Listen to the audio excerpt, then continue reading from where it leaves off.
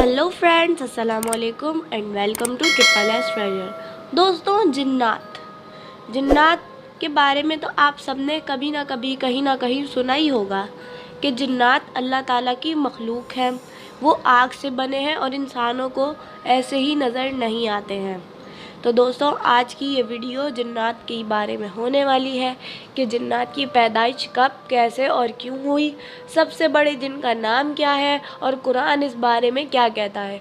तो तफसील जानने के लिए वीडियो को लास्ट तक ज़रूर देखिएगा। और अगर ये वीडियो पसंद आए तो हमारे चैनल को लाइक करिएगा, शेयर करिएगा, हमारी वीडियोस को सब्सक्राइब करिएगा हमारे चैनल को, और बेल आइकन को प्रेस करना ना भूलिएगा ताकि आपको हमारी आने वाली वीडियोस के नोटिफिकेशन मिलते रहें। तो चलें दोस्तों, बिना ताख़ीर किए चलते हैं अपने मेन टॉपिक की जानिब। इरशाद बारी ताला है, जिसका तर्जुमा है कि बेशक हमने इंसान को बेहतरीन अंदाज पर बनाया। हुजूर पाक सल्लल्लाहु अलैहि वसल्लम ने फरमाया, जिसका तर्जुमा है कि इंसान अपनी खलकत में सबसे अशरफ है। खूबसूरती और वज़ाक़ता में दुनिया की कोई चीज़ इसके मद्दे मुकाबिल नहीं है।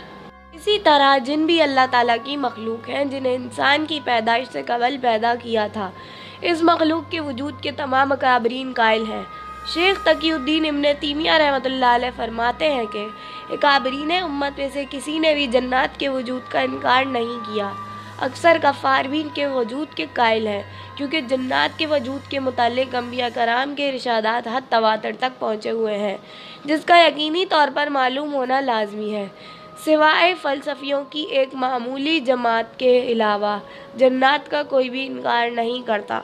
इस्लामी अकायद में जिनका वजूद मुत्तफ़क़ा तौर पर तस्लीम किया गया है, जिनके मायने छुपे हुए पोशीदा दियो भूत के हैं। जिस लफ्ज़ में जीम और नून एक साथ आते हैं, अगर इन पर तशदीद भी लगी हो तो उसमें पोशीदगी का मादा कार फरमा होता है। मसलन जन्नत, जनीन, वो बच्चा जो मादर रहम में हो। इसी तरह एक और लफ्ज़ जुनून है, जिसके मायने अकल पर पर्दा डालना है। इसी तरह जिन्नात ढाल को कहते हैं, जो एक जंगी हथियार है जिसे सामने करके सिपाही अपनी मुखालिफ के वार से ख़ुद को बचाता है। चनाचा इसे जिन का नाम इसलिए दिया गया है कि यह हमारी नज़र से पोशीदा है। कुरान की इस्तिलाह में जिन गैर मरई मखलूक है। इस मखलूक का जिक्र कुरान हकीम में 8 सूरतों की 12 और सूरह जिन की 15 आयात में मौजूद है। जिनों की तख्लीक कब और किस तरह हुई। बाज़ मुहक्किकीन और तारीख़ दान लिखते हैं कि जन्नत को आदम अलैहिस्सलाम की तख्लीक से भी 2000 साल कबल तख्लीक किया गया था। कुरान हकीम में इसका जिक्र इस तरह आया है, जिसका तर्जुमा है कि और हमने इंसान को खनकते हुए गारे से पैदा किया है, और जिनों को इससे भी पहले धुएं की आग से पैदा किया गया है। तफ़हीमुल कुरान में सैयद अबू अलाला मुदोदी रकम तराज है कि नार से मुराद ख़ास नौयत की आग है, ना कि वो आग जो लकड़ी या कोयला जलाने से पैदा होती है। और मार्च के मायने है खालिश शोला जिसमें धुआं ना हो।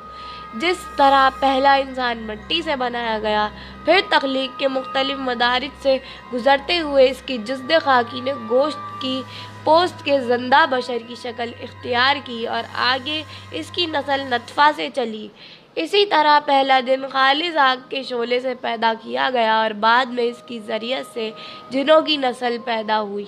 इनका वजूद भी असल में एक आतिशी वजूद है, लेकिन जिस तरह महज एक तोदा खाक नहीं है, इसी तरह वो भी महज शोला आतिशे नहीं है। इस आयत मुबारका से साबित हो रहा है कि इंसान और जिन दोनों अल्लाह ताला की मखलूक़ात हैं और अल्लाह ताला ने अपनी इबादत के लिए इन्हें पैदा किया है, और कुरान हकीम इन दोनों मखलूक़ात के लिए हिदायत का ज़रिया है। अहले अरब दौरे जाहिलियत में बड़े तो हम परस्त हुआ करते थे। 360 बुतों की तो वो पूजा और परस्तिश करते ही थे, और इसमें शिद्दत का ये आलम था कि हर ख़ानदान और कबीले का एक अलग बुत हुआ करता था। कोई एक कबीला दूसरे की बुत की पूजा का मुखलिफ ना था।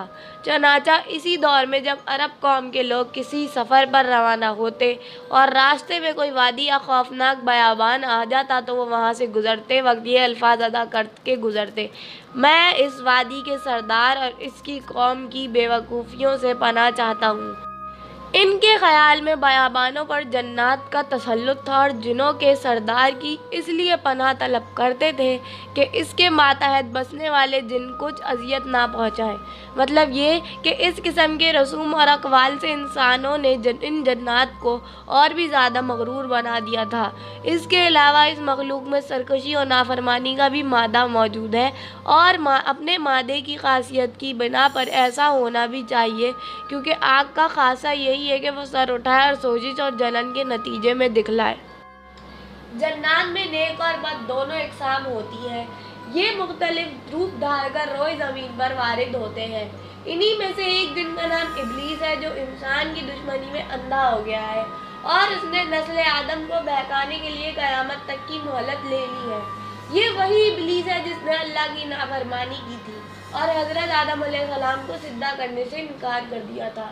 اس کا ذکر قرآن حکیم میں اس طرح سے کیا گیا ہے، جس کا ترجمہ ہے کہ جبکہ آپ کے رب نے فرشتوں سے ارشاد فرمایا، میں مٹی سے انسان کو پیدا کرنے والا ہوں، سو جب میں اسے ٹھیک ٹھاک کر لوں اور اس میں اپنی روح پھونک دوں تو تم سب اس کے سامنے سجدے میں گر پڑنا۔ چنانچہ تمام فرشتوں نے سجدہ کیا مگر ابلیس نے نہ کیا۔ اس نے تکبر کیا اور وہ تھا کافروں میں سے۔ اللہ تعالیٰ نے فرمایا، اے ابلیس، اسے سجدہ کرنے سے کس چیز نے روکا جسے میں نے اپنے ہاتھوں سے پیدا کیا؟ کیا تو کچھ غرور میں آ گیا ہے یا تو بڑے درجے والوں میں سے ہے؟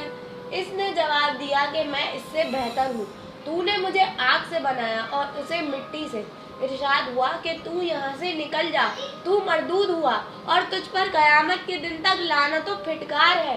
کہنے لگا، میرے رب مجھے لوگوں کے اٹھ کھڑے ہونے کے دن قیامت تک کی مہلت دے۔ فرمایا، تو مہلت والوں میں سے ہے متعین وقت کے دن تک۔ تو فرینڈس، یہ تھی آج کی ویڈیو، امید ہے پسند آئی ہوگی۔ اگر پسند آئی ہے تو آپ ہمارے چینل کو لائک کریں، شیئر کریں، سبسکرائب کریں اور بیل آئیکن کو پریس کرنا نہ بھولیں تاکہ آپ کو ہماری آنے والی ویڈیوز کے نوٹیفیکیشن ملتے رہیں۔ تو دوستو، اللہ حافظ، تھینکس فار واچنگ۔